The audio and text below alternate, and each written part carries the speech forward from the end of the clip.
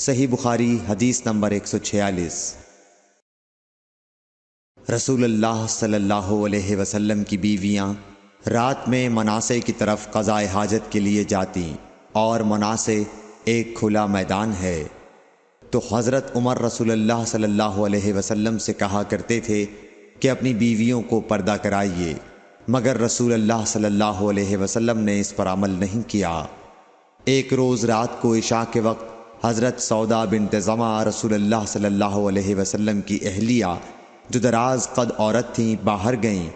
حضرت عمر رضی اللہ عنہ نے انہیں آواز دی اور کہا، ہم نے تمہیں پہچان لیا، اور ان کی خواہش یہ تھی کہ پردے کا حکم نازل ہو جائے، چنانچہ اس کے بعد اللہ نے پردے کا حکم نازل فرما دیا۔ صحیح بخاری حدیث نمبر 146۔ صحیح بخاری حدیث نمبر 147۔ آپ صلی اللہ علیہ وسلم نے اپنی بیویوں سے فرمایا کہ تمہیں قضاء حاجت کے لیے باہر نکلنے کی اجازت ہے۔ صحیح بخاری حدیث نمبر 147۔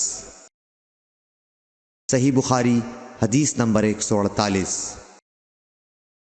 عبداللہ بن عمر رضی اللہ تعالی عنہ فرماتے ہیں کہ ایک دن میں اپنی بہن اور رسول اللہ صلی اللہ علیہ وسلم کی اہلیہ محترمہ حفصہ کے مکان کی چھت پر اپنی کسی ضرورت سے چڑھا، تو مجھے رسول اللہ صلی اللہ علیہ وسلم قضاء حاجت کرتے وقت قبلے کی طرف پشت اور شام کی طرف منہ کیے ہوئے نظر آئے۔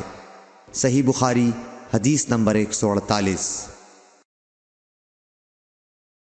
صحیح بخاری حدیث نمبر 149۔ عبداللہ بن عمر رضی اللہ تعالی عنہ نے خبر دی، وہ کہتے ہیں کہ ایک دن میں اپنے گھر کی چھت پر چڑھا تو مجھے رسول اللہ صلی اللہ علیہ وسلم 2 اینٹوں پر قضاء حاجت کے وقت بیت المقدس کی طرف منہ کیے ہوئے نظر آئے۔ صحیح بخاری حدیث نمبر 149۔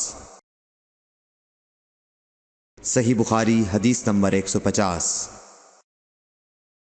انس بن مالک رضی اللہ تعالی عنہ کہتے تھے کہ جب رسول اللہ صلی اللہ علیہ وسلم رفع حاجت کے لیے نکلتے تو میں اور ایک لڑکا اپنے ساتھ پانی کا برتن لے آتے تھے، مطلب یہ کہ اس پانی سے رسول اللہ صلی اللہ علیہ وسلم طہارت کیا کرتے تھے۔